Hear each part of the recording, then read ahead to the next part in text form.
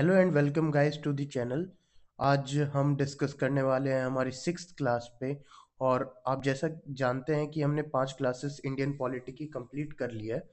और उन 5 क्लासेस में हमने क्या क्या पढ़ा तुरंत एक बार रिकैप कर लेते हैं।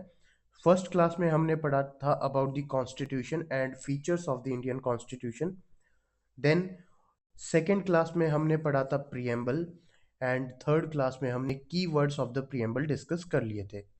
इसके बाद फोर्थ क्लास में हमने क्या पढ़ा था? फोर्थ क्लास में हमने पढ़ा sources of the Indian constitution. और फिफ्थ क्लास में हमने पढ़ा था about the part 1 of the constitution यानी कि यूनियन एंड इट्स टेरिटरी। अब उसी जर्नी को हम आगे लेकर चलते हैं और आज हम डिस्कस करने वाले हैं about the part 2 of the Indian constitution जो है सिटीजनशिप। ओके, तो सिटीजनशिप में आर्टिकल 5 से 11 आते हैं। आर्टिकल 5 to 11 आपके इंक्लूड किए जाते हैं सिटीजनशिप में। ओके, अब सिटीजनशिप क्या है? इसे हिंदी में हम जैसा कि आप जानते हैं कि नागरिकता बोलते हैं। तो सिटीजनशिप एक्चुअल में है क्या? तो फर्स्ट ऑफ ऑल ये एक पर्सन को स्टेटस कंफर्म करती है। It is a status of a person recognised under the, ही को काट देना आप, कस्टम और law of a sovereign state. यानी कि एक संप्रभुत्व राज्य जो होता है उसके कानून में या फिर उसके रीति में जो एक व्यक्ति है उसे एक पहचान देता है नागरिकता। उस नागरिकता से उस व्यक्ति को क्या लाभ होता है? उस व्यक्ति को वहाँ के सिविल, पॉलिटिकल और सोशल राइट्स मिलते हैं। यानी कि वहाँ के सामान्य राजनीतिक और सामाजिक जो अधिकार हैं उस पर्सन को मिलते हैं। जैसे कि मैं भारत का नागरिक हूँ तो मुझे पॉलिटिकल राइट क्या है? मेरा वोट करना मेरा पॉलिटिकल राइट है। सिविल राइट क्या है? कि मैं भारत में रह रहा हूँ तो भारत की जो स्कीम्स हैं, भारत की जो सर्विसेज हैं, पब्लिक सर्विसेज है, मैं उनका उपयोग कर पाता हूँ। और सोशल राइट्स क्या है? कि जैसे मैं भारत के जिस समाज में रह रहा हूँ उस समाज में मेरी पहचान है एक, और वहाँ पर जो सामाजिक रिचुअल्स हैं, सोशल रिचुअल्स हैं, मैं उन्हें फॉलो कर पाता हूँ। ये सब होता है बिकॉज ऑफ सिटीजनशिप, क्योंकि मैं भारत का नागरिक हूँ। अब सिटीजनशिप का जो फीचर है हमारे संविधान में वो ब्रिटिश कॉन्स्टिट्यूशन से लिया गया है। जैसा कि आप जानते हैं भारत में हमारे सिंगल सिटीजनशिप है, और सिंगल सिटीजनशिप आपको देखने को मिलती है ब्रिटिश कॉन्स्टिट्यूशन में। अगर आप अमेरिकन कॉन्स्टिट्यूशन में जाते हैं तो वहां पर आपको ड्यूअल सिटीजनशिप देखने को मिलती है। यानी कि आपको सेंट्रल सिटीजनशिप के अलावा एक स्टेट सिटीजनशिप भी मिलती है। लेकिन भारत और ब्रिटेन में अगर बात करें, भारत और यूके में अगर बात करें, तो यहाँ पर आपको सिर्फ सिंगल सिटीजनशिप यानी कि एकल नागरिकता देखने को मिलती है। आपको सिर्फ सेंटर की मिलेगी, ना कि स्टेट की। ठीक है, अब आगे अगर बात करें तो सिटीजनशिप एक्ट ऑफ 1955 जो है 1955 का नागरिकता अधिनियम जो है 5 तरीके बताता है जिससे आप एक्वायर कर सकते हैं सिटीजनशिप को। वो कौन से हैं? पहला है बर्थ। यानी कि अगर आपका बर्थ भारत में होता है, ओके, आपका बर्थ भारत में हुआ तो आप भारत के नागरिक हैं। कि आपके माता पिता यहीं रहते थे और आपका जन्म जो है भारत की भूमि पर हुआ है तो आप भारत के नागरिक हैं। सेकंड है डिसेंट। यानी कि आपकी एक लीनिएज यानी कि वंशानुगत। अगर आपके माता पिता या फिर आपके दादा दादी भारत के नागरिक थे तो आप ऑटोमेटिकली भारत के नागरिक हैं। थर्ड है रजिस्ट्रेशन। यानी कि मैं किसी और देश का नागरिक था, लेकिन मैं फिर भारत आता हूँ, और भारत आने के बाद मैं यहाँ पर कुछ महीनों रुकता हूँ और मैं अप्लाई करता हूँ इंडिया की नागरिकता। ओके, कुछ साल तक मैंने वेट किया, महीनों नहीं होगा, कुछ साल तक मैंने वेट किया। जो स्टैंडर्ड टाइम है वो है 10 years। ओके, मैंने रजिस्ट्रेशन अप्लाई किया और मैं यहाँ का नागरिक बन गया। अगला है नेचुरलाइजेशन। यानी कि जैसे जैसे मैं यहाँ पर रहता हूँ मैं यहाँ के रीति रिवाज तौर तरीके सीखूंगा और कुछ समय बाद मुझे भारत की नागरिकता प्रदान कर दी जाएगी। फिफ्थ है इनकॉर्पोरेशन ऑफ टेरिटरी। यानी कि अगर मान लीजिए भारत कल को किसी भी पड़ोसी देश की कोई भूमि को अपने अंदर समाहित करता है या फिर उसकी जो टेरिटरी है वो अपने अंदर ऐड करता है, तो उससे उस टेरिटरी में रहने वाले सदस्य जो है भारत के नागरिक हो जाते हैं। ठीक है, मान लेते हैं यह है इंडिया। इंडिया ने अपने पड़ोसी देश है कोई, उससे कोई भी जमीन XYZ रीजन से अपने अधिकार में कर लिया। ठीक है, ये भारत के अधिकार क्षेत्र में आ गई है, मतलब कि भारत ने इस भूमि पर अपना अधिकार कर लिया। ओके, तो इसमें रहने वाले जितने भी नागरिक हैं वो अब भारत के नागरिक हो जाएंगे। और भारत की नागरिकता कितने क्षेत्रों तक पहुंच जाएगी? ये जो पूरा क्षेत्र है यहाँ पर भारत की नागरिकता हो जाएगी। ठीक है, यहाँ पर रहने वाले सभी सदस्य भारत के नागरिक हो जाएंगे। अब आगे हम बात करते हैं 1955 के नागरिकता अधिनियम में ही 3 तरीके हैं जिनसे आप अपनी सिटीजनशिप को लूज कर सकते हैं, यानी कि अपनी नागरिकता का त्याग कर सकते हैं। पहला है रिनंसिएशन, यानी कि आप स्वतः या फिर खुद से आप अपनी नागरिकता को गिव अप कर देते हैं, उसके त्याग देते हैं, वो होता है रिनंसिएशन। ओके, डेप्रिवेशन, यानी कि आपको नागरिकता दी ही ना जाए। ओके, जैसे अगर मैं एग्जांपल से समझाऊं तो आप देखेंगे जैसे कि मान लीजिए मैं किसी और देश में गया, वहां पर मैं अगर कोई अपराध करता हूं तो मुझसे मेरी नागरिकता छीन ली जाएगी, यानी कि वो हो गया डेप्रिवेशन। या फिर मैं किसी और देश का निवासी था, भारत आया और किसी इलीगल तरीके से मैंने भारत की नागरिकता पा ली। ठीक है, तो इस केस में जब सरकार को पता लगेगा अरे नहीं, ये तो गलत तरीके से इसने नागरिकता पाई है ना, इसका जो नागरिकता पाने का तरीका है वो सरासर गलत है, तो अब भारत की सरकार क्या करेगी? मेरी नागरिकता छीन लेगी। और ये हो गया डेप्रिवेशन का दूसरा एग्जाम्पल। ठीक है, यानी कि मेरे पास जो नागरिकता थी वो छीन ली गई। थर्ड है टर्मिनेशन। टर्मिनेशन कैसे होगा कि भारत की मेरे पास नागरिकता थी और मैंने किसी और देश की नागरिकता अपना ली। ठीक है, तो इससे ऑटोमेटिकली मेरी भारत की नागरिकता मतलब खत्म हो जाती है, इंडियन सिटीजनशिप खत्म हो जाती है। यहाँ पर एक विचार करने की बात यह है कि मान लीजिए मुझे कोई और मतलब देश है, वो अपनी सिटीजनशिप प्रोएक्टिवली खुद दे रहा है, मैंने ली नहीं है लेकिन वो खुद दे रहा है। इस केस में मेरी इंडियन सिटीजनशिप मैं लूज नहीं करूंगा, लेकिन वही देश या फिर कोई और देश मुझे अपनी नागरिकता दे रहा है और मैं प्रोएक्टिवली उसे एक्सेप्ट करता हूँ, तो वो क्या होता है, मेरी इंडियन सिटीजनशिप यहाँ पर टर्मिनेट कर दी जाएगी। अब हम आगे डिस्कस करने वाले हैं इंडियन सिटीजनशिप से रिलेटेड आर्टिकल्स, और ये आर्टिकल्स कौन कौन से हैं? जैसा कि मैंने आपको बताया, इंडियन सिटीजनशिप से रिलेटेड आर्टिकल हैं 5 to 11। ठीक है, आर्टिकल 5 से 11 पार्ट 2 में,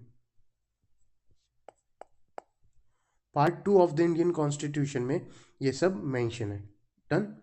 अब आगे बात करें, आर्टिकल 5 की हम डिस्कस कर लेते हैं। Citizenship initially for those who are born in India और whose parents are born in India. ठीक है, या तो उस व्यक्ति का जन्म भारत में हुआ है या फिर उनके पेरेंट्स का जन्म भारत में हुआ है। और ये नागरिकता कब प्रदान की गई थी? जब हमारा संविधान बनकर लागू हुआ था, बनकर संपन्न हुआ था। लागू तो हमारा 26 जनवरी 1950 को हुआ था, लेकिन इस दिन हमारा संविधान बनकर तैयार हुआ था। तो इस समय जो भारत में जिनका जन्म हुआ था या फिर जिनके माता पिता का जन्म भारत में हुआ था, उनको यहाँ पर सिटीजनशिप दी गई थी। आगे अगर बात करें तो आर्टिकल 6 क्या कहता है? आर्टिकल 6 कहता है rights of citizenship of certain persons who have migrated to Indian territory before 19th July 1948 from territory of Pakistan. यानी कि पाकिस्तान से भारत अगर किसी ने माइग्रेट किया है बिफोर जुलाई 1948, यानी कि 19 जुलाई 1948 से पहले वो अगर भारत आ गया पाकिस्तान से, आर्टिकल 6 के अंडर उसको भारत की नागरिकता दे दी जाएगी। ठीक है, अब आर्टिकल 7 क्या कहता है? आर्टिकल 7 कहता है rights of people who had migrated to Pakistan after March 1 1947 but subsequently return to India, यानी कि इंडिया से पाकिस्तान चले तो गए कब, 1 मार्च 1947 के बाद में, लेकिन वो फिर से भारत आ गए। इस केस में आर्टिकल 7 के तहत उन्हें भारत की नागरिकता दे दी गई। ठीक है। अब इंडिया और पाकिस्तान के रिलेशन में दो दो आर्टिकल हो गए। एक हो गया आर्टिकल 6 जो कि कहता है वे लोग जो 19 जुलाई 1948 से पहले भारत आ गए, ठीक है, पाकिस्तान से भारत आ गए, उनको आर्टिकल 6 के तहत मैंने नागरिकता दे दी। लेकिन आर्टिकल 7 क्या कहता है, ये लोग क्या किया था, अब इंडिया से पाकिस्तान चले गए, ठीक है, और वो कब गए हैं, 1 मार्च 1947 के बाद में गए हैं। लेकिन फिर उन्हें अक्ल आई, नहीं, हम तो अच्छे देश को छोड़कर आ रहे हैं, अच्छे देश में वापस चलना चाहिए। ओके, तो अब वो सब्सिक्वेंटली उन्होंने क्या किया है, भारत वापस आ गए, और इस केस में उन्हें आर्टिकल 7 के तहत जो है नागरिकता दी गई। ठीक है। अब आर्टिकल 8 आता है हमारा। आर्टिकल 8 क्या होता है, ये कहता है rights of citizenship of persons of Indian origin, यानी कि PIO, मतलब भारतीय मूल के व्यक्ति जो कि भारत के बाहर रिसाइड करते हैं, यानी कि उनका रहना सहना कहाँ है, भारत के बाहर है, उनके अधिकारों की, उनके नागरिकता के अधिकारों की बात कौन करता है, आर्टिकल 8 करता है। ठीक है। सिंपली यहाँ पर एग्जाम में क्वेश्चन क्या बनेगा कि which article of the Indian citizenship deals with the rights of citizenship of persons of Indian origin residing outside India, तो आर्टिकल 8। ठीक है। अब आता है आर्टिकल 9। आर्टिकल 9 कहता है अगर कोई भी व्यक्ति वॉलंटरली दूसरे, यानी कि फॉरेन स्टेट, यानी कि दूसरे देश की नागरिकता को अपनाता है तो वो भारत का नागरिक नहीं होगा, जैसा कि मैंने आपको टर्मिनेशन वाले में बताया था।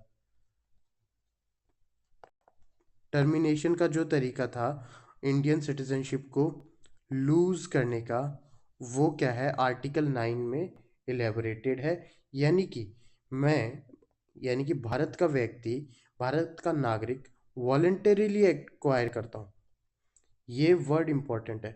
ठीक है, वॉलंटरीली, वॉलंटरीली अगर मैं एक्वायर करता हूँ फॉरेन सिटीजनशिप, तो मैं भारत का नागरिक नहीं रहूँगा। ओके। अब बात करते हैं आर्टिकल 10 की।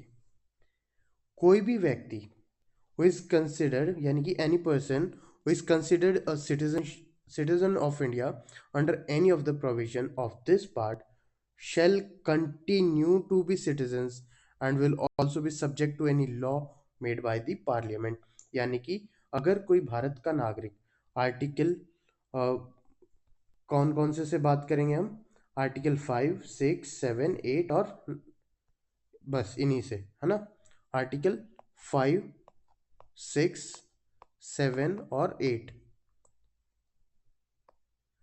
ये क्या करते हैं, ये नागरिकता प्रदान करते हैं ना।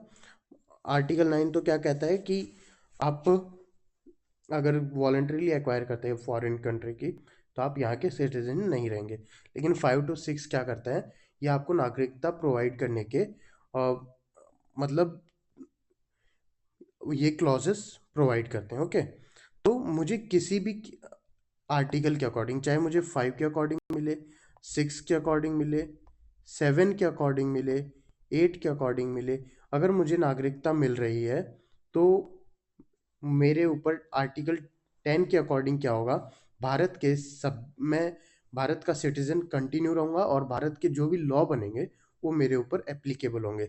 जैसे कि कल को अगर लागू होता है कि ₹6 लाख कमाने वाले जो हैं, ₹6 लाख पर एनम कमाने वाले जो हैं, वो 30% टैक्स भरेंगे, इनकम टैक्स भरेंगे, तो मुझे 30% इनकम टैक्स देना होगा, क्योंकि मैं भारत का नागरिक हूँ, मेरे ऊपर सभी क्लॉजेस लागू होंगे। ठीक है। अब इसके बाद बात करें आर्टिकल 11 की। आर्टिकल 11 कहता है कि पार्लियामेंट जो है वो कानून बनाएगा किस पर? नागरिकता पर। यानी कि नागरिकता पर अगर कोई कानून बना रहा है तो उसका अधिकार किसके पास है? संसद के पास है। और इसी के साथ में हमारे सिटीजनशिप से रिलेटेड आर्टिकल्स खत्म होते हैं। सिटीजनशिप के एक बार रिवाइज कर लेते हैं। Part 2 of the Indian constitution में सिटीजनशिप आती है और इसमें आर्टिकल जो आते हैं वो कौन से? 5 to 11, यानी कि 5 से 11 तक आर्टिकल आते हैं। ठीक है, अब आगे हम कुछ बात करेंगे। कुछ हमारे पास टर्मिनोलॉजीज हैं रिलेटेड टू सिटीजनशिप। अब इन टर्मिनोलॉजीज को हम कैसे समझेंगे वो हम डिस्कस कर लेते हैं। मतलब इन टर्मिनोलॉजीज का हमारे लिए इम्पोर्टेंस क्या है। तो बात करें नेशनल रजिस्टर ऑफ सिटीजन्स, इसे हम बोलते हैं एनआरसी। तो दोस्तों ये एक ऑफिशियल रिकॉर्ड होता है, ठीक है, जिसमें भारत के जो लीगल सिटीजन्स हैं, वैध नागरिक जो हैं, उनका रिकॉर्ड इसमें बना होता है। ठीक है, अगर कोई भी इलीगल इमिग्रेंट है या फिर फॉरेन टूरिस्ट है या फिर कोई ऐसा व्यक्ति है जो यहाँ पर काम करने के लिए यहाँ पर रिसाइड कर रहा है, ठीक है, वर्क वीज़ा पर है, उसका एनआरसी में डेटाबेस आपको नहीं मिलेगा। एनआरसी में सिर्फ आपको उन्हीं लोगों का डेटाबेस मिलेगा जो कि भारत के लीगल सिटीजन्स हैं, ठीक है, जिनके पास यहाँ की नागरिकता है। It includes demographic information about all those individuals who qualify as a citizen of India as per the Citizenship Act of 1955, यानी कि नागरिकता अधिनियम 1955 के तहत अगर कोई भी व्यक्ति, यानी कि आर्टिकल 5, 6, 7 और 8 इनके अकॉर्डिंग कोई भी नागरिक होता है। आर्टिकल 1955 जो एक्ट है, नागरिकता अधिनियम है, उसके अकॉर्डिंग क्या है? इन 4 के अकॉर्डिंग ही तो मुझे नागरिकता मिल रही है ना। और वो क्या बताता है? 5 तरीके बताता है एक्वायर करने के: birth, descent, registration, naturalisation and incorporation of territory. ठीक है, 5 तरीके बताता है। उसके अकॉर्डिंग अगर मैं क्वालिफाई करता हूँ भारत का नागरिक होने का, तो और मैं जहाँ जिस जगह रहता हूँ वो होती है डेमोग्राफिक इंफॉर्मेशन, तो वो रिकॉर्ड किस में होता है? एनआरसी में होता है। इसका पर्पस क्या है? इसका पर्पस सिंपल है। इसमें देखो लीगल इंडियन सिटीजन्स का रिकॉर्ड है। अब कोई व्यक्ति मान लेते हैं, वो मान लेते हैं कि वो इस रजिस्टर में नहीं है, ठीक है, तो उस वो मतलब क्या है? इलीगल इमिग्रेंट है, यानी कि हमारे यहाँ पे गैर गैर कानूनी तरीकों से रह रहा है, ठीक है। तो अब उसे क्या किया जाएगा? वो उसे पहचाना जाएगा और वापस डिपोर्ट किया जाएगा। अब आप बोलेंगे कि जो वर्क वीज़ा पर है वो तो एनआरसी में नहीं है, तो वो भी क्या इलीगल है? नहीं। उन्हें आइडेंटिफाई कैसे करेंगे? उन्हें आइडेंटिफाई करेंगे कि अगर वो सिटीजन हैं हमारे तो एनआरसी में होंगे, अगर नहीं है तो उनके पास वर्क वीज़ा होना चाहिए। अब वर्क वीज़ा नहीं है और एनआरसी में नाम नहीं है, तो इसका मतलब इलीगल इमिग्रेंट है और उसे डिपोर्ट कर दिया जाएगा, ठीक है। जो 2003 अमेंडमेंट था एनआरसी में, उसने सेंट्रल गवर्नमेंट को कहा, उसे मैंडेट किया कि central government national identity card जो है वो अपने रजिस्टर्ड सिटीजन्स को प्रोवाइड करेगी, ठीक है। लेकिन गवर्नमेंट ऑफ इंडिया ने ये प्लान्स इम्प्लीमेंट करने के लिए अनाउंस तो किया, लेकिन अभी तक ये पूर्ण तरह इम्प्लीमेंट नहीं हुआ है, यानी कि नेशनल आइडेंटिटी कार्ड जो है सभी नागरिकों के पास अभी तक मौजूदा नहीं हुआ है, ठीक है। इसके बाद में बात करते हैं एनपीआर की। एनपीआर होता है नेशनल पॉपुलेशन रजिस्टर। इसका काम क्या होता है? तो ये एक सिंपली एक डेटाबेस है जिसमें सभी की लिस्ट है यूजुअल रेसिडेंट्स की ऑफ द कंट्री। यानी कि मान लेते हैं कोई जगह है, उसमें कितने रेसिडेंट्स रहते हैं, उन सभी का क्या है, जो डेटाबेस है वो इसमें कलेक्ट होता है। अब इसमें सिटीजन्स भी आते हैं, प्लस इसमें जो फॉरेनर्स हैं जो कि यहाँ पर वर्क वीज़ा से रिलेटेड आए हो या फिर किसी और काम से आए हो, वो भी इसमें आते हैं। प्लस इसमें इलीगल माइग्रेंट्स जो हैं वो जो है, अगर किसी भी गैर तरीके से उन्होंने यहाँ पर दिखा रखा है कि हाँ मैं यहाँ रहता हूँ, वो भी आ सकते हैं। लेकिन आप याद रखिएगा, इलीगल माइग्रेंट्स जो है, इलीगल इमिग्रेंट्स जो है, वो किसी भी एनपीआर या फिर एनआरसी के पार्ट नहीं होते। ठीक है, तो सिंपली और सिंपली अगर इसका मैं पूछूं इसमें कौन कौन होते हैं, तो citizens plus foreigners with work visa और any other kind of visa जो कि 6 मंथ से या फिर उससे ज़्यादा से यहाँ पर रह रहे हैं, और उनका जो आगे 6 महीने से ज़्यादा, 6 और 6 महीने से ज़्यादा रहने का प्लान है, वो एनपीआर में इंक्लूड होते हैं। ठीक है, तो मैं एक बार इसमें वापस समझा देता हूँ, ये थोड़ा सा हेक्टिक हो गया था यहाँ पर,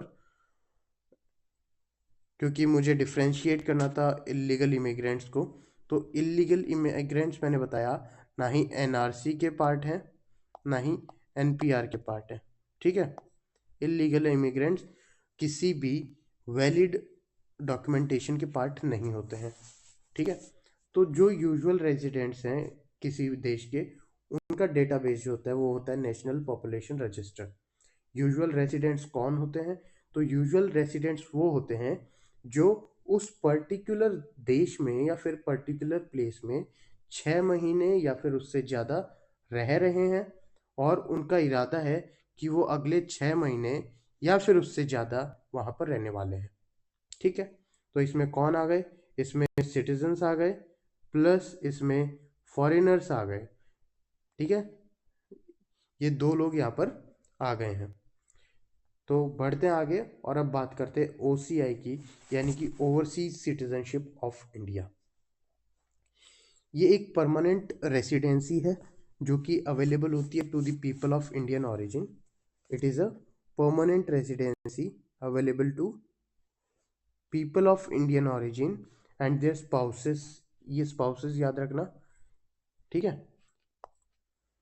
विच allows them to live and work in India indefinitely. यानी कि मान लेते हैं कोई भी कपल है, जो हस्बैंड है या फिर कोई भी वाइफ है, उनमें से एक भारत का नागरिक है और उसने बाहर जाकर शादी कर ली। ठीक है, जैसे आप एक फेमस पर्सनैलिटी हैं ध्रुव राठी। ठीक है, ध्रुव राठी को यूट्यूब पर काफ़ी लोग जानते हैं, और आप देखेंगे कि उन्होंने बाहर जाकर उन्होंने शादी करी थी।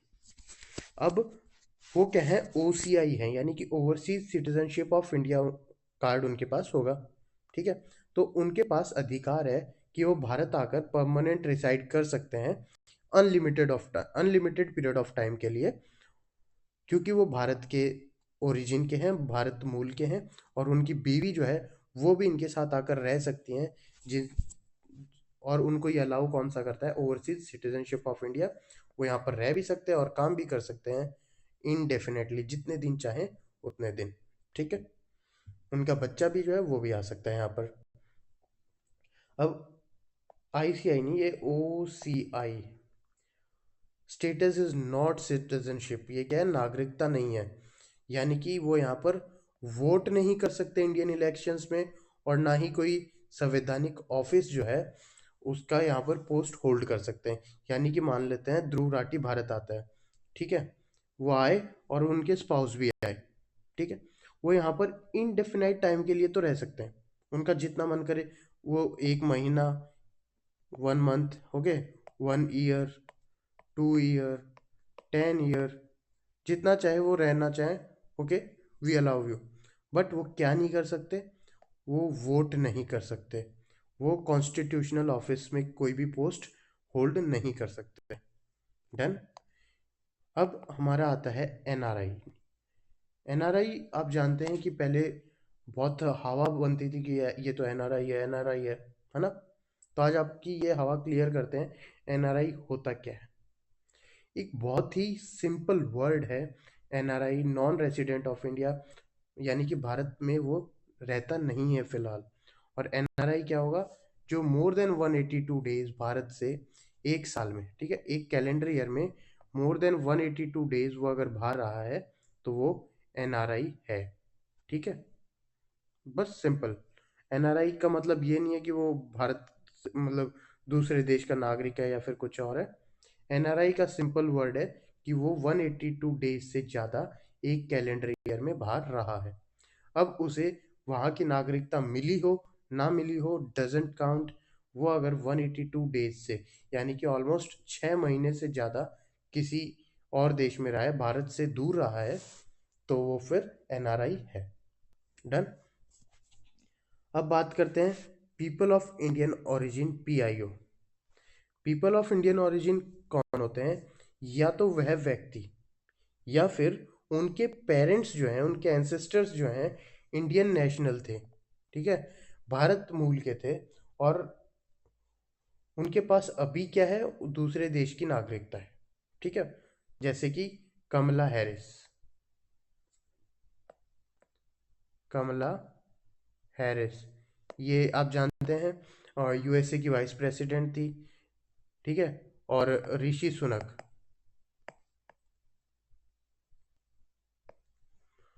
तो ये भी आप जानते हैं, ये वहाँ ब्रिटेन में पीएम है ना। तो ये क्या है, इनके एंसेस्टर्स जो थे, या फिर ये इनको खुद भी मान सकते हैं, खुद या फिर उनके एंसेस्टर्स भारत के नेशनल थे, लेकिन अब ये किसी और देश की नागरिकता को होल्ड करते हैं, तो वो क्या हो गए, P person of Indian origin PIO. अब इसे 2015 में क्या किया, ओसीआई कार्ड के साथ मर्ज कर दिया गया, तो अब पीआईओ का कॉन्सेप्ट खत्म हो जाता है, और अभी जो कॉन्सेप्ट रहता है वो किसका रहता है, ओसीआई, ठीक है। अब 2019 में आप जानते हैं मोदी सरकार लेकर आई थी कौन सा बिल, तो मोदी सरकार लाती है सिटीजनशिप अमेंडमेंट बिल 2019। इसका सिंपल मतलब क्या था, इसका सिंपल जो टारगेट था या फिर इसका सिंपल गोल जो था, वो था कि सिटीजनशिप एक्ट 1955 को अमेंड करना, उसमें संशोधन करना। अब वो इसमें संशोधन क्यों करना चाहती थी, ताकि जो रिलीजियस माइनॉरिटीज़ हैं, है ना, कहाँ से, अफगानिस्तान, बांग्लादेश एंड पाकिस्तान, जो कि दिसंबर 2014 के ख़त्म होने से पहले भारत आ गए, उनको ये क्या कर रही थी, नागरिकता प्रोवाइड कर रही थी, ठीक है। अब अफगानिस्तान, बांग्लादेश और पाकिस्तान, ये आप जानते हैं कि ये मुस्लिम डोमिनेटेड कंट्री है, मुस्लिम डोमिनेटेड कंट्रीज़ हैं। तो इसमें रिलीजियस माइनॉरिटीज़ कौन हुए, तो मुस्लिम को छोड़कर जितने भी रिलीजन्स हैं, हिंदू, सिख, बुद्धिस्ट, जैन, पारसीज, क्रिश्चियंस, ये सब क्या हैं, belonging to six religions, okay, not sex, okay, six religions से जो बिलोंग करते हैं, Hindu, Sikhs, Buddhist, Jains, Parsis and Christians, वो यहाँ पर एलिजिबल थे सिटीजनशिप के लिए, ठीक है। और वो क्या थे, इलीगल माइग्रेंट्स थे, लेकिन वो वहाँ पर उनके साथ में रिलीजियस जो डिस्क्रिमिनेशन हुआ, उसके चलते वो उन लोगों ने भारत में इलीगल इमिग्रेशन किया। लेकिन 2019 का जो सिटीजनशिप अमेंडमेंट बिल जो था, वो इन माइनॉरिटीज़ को, रिलीजियस माइनॉरिटीज़ को नागरिकता प्रोवाइड करता था। और ये कहाँ से होने चाहिए, ये होने चाहिए अफ़गानिस्तान, बांग्लादेश और पाकिस्तान से होने चाहिए, और दिसंबर 2014 से पहले भारत में ये एंटर अगर इन्होंने किया था, भारत आ गए थे, तो इन्हें नागरिकता दी जा रही थी। डन। इसी के साथ हमारी क्लास ख़त्म होती है। आज की सिटीजनशिप हमने पढ़ लिया है, कंप्लीट हुआ। चैनल को लाइक कर दीजिए, कमेंट करिए आपको क्लास कैसी लगी, कुछ इम्प्रूवमेंट हम कर सकते हैं हमारी साइड से, नोट्स में, टीचिंग में, you want me to go fast, go slow, तो आप बता सकते हैं। चैनल को शेयर कर दीजिए अपने दोस्तों के साथ, वीडियो को शेयर कर दीजिए, और सब्सक्राइब ज़रूर कीजिए। और मिलते हैं अगली क्लास में। अगली क्लास में हम डिस्कस करेंगे about fundamental rights, okay. Fundamental rights part 3 of the Indian constitution में एंश्राइंड है, और आर्टिकल 12 टू 35 हम इसमें डिस्कस करने वाले हैं, ठीक है। तो आपके लिए हम मेहनत कर रहे हैं, आपके लिए इतने अच्छे नोट्स बना कर ला रहे हैं, तो एक काम आपका बनता है कि आप चैनल को सब्सक्राइब करेंगे और अपने दोस्तों के साथ शेयर करेंगे, ताकि ऐसी क्लासेस फ्री ऑफ कॉस्ट आपको मिलती रहें। So thanks for watching and मिलते हैं अगली क्लास में। Bye bye.